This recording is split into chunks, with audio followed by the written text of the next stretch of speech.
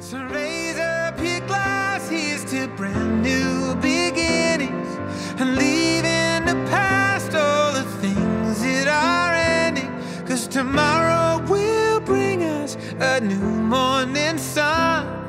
My friends, I believe that the best is yet to come. I think SPCA of Texas is set apart because we do focus on the prevention and prosecution of cruelty and then caring for those rescued animals when they come into the shelter.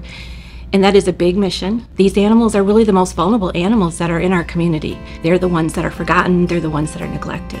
Strategically, we focus on 3 mission pillars, and those 3 mission pillars are caring for rescued animals, preventing and prosecuting cruelty, and keeping animals in loving homes.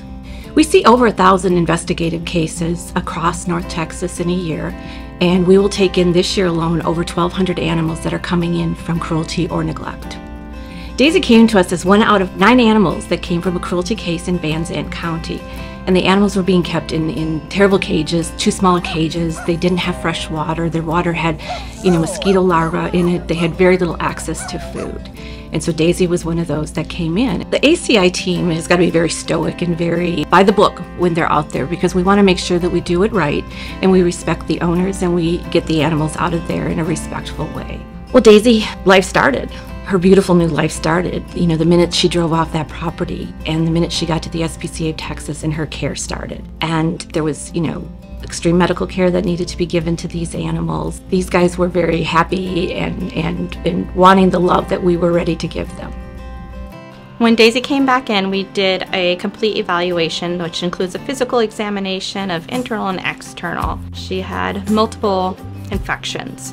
One, the first being within her ears, they had a lot of bacteria and yeast, in which we required cleaning and an application of medication. We also noted that her eyes were very dry and causing irritation there. And we had to start medicating daily, often 2 to 3 times a day, to correct those. And then lastly, she had a heartworm infection, which is pretty pronounced. We stage it 1 through 3, but it does give her a little bit of a heart murmur. And it also means that when we undergo treatment, we have to be extra cautious. With animals, they don't understand at all. Even a simple examination of I go in and I open their mouth, they don't understand why we're doing that. So we go at their pace, reduce that fear, and make it as much of a positive experience that we can. And this allows long-term for them to readily accept continued veterinary care and then also accept new people and have a positive impact on their life. It's difficult.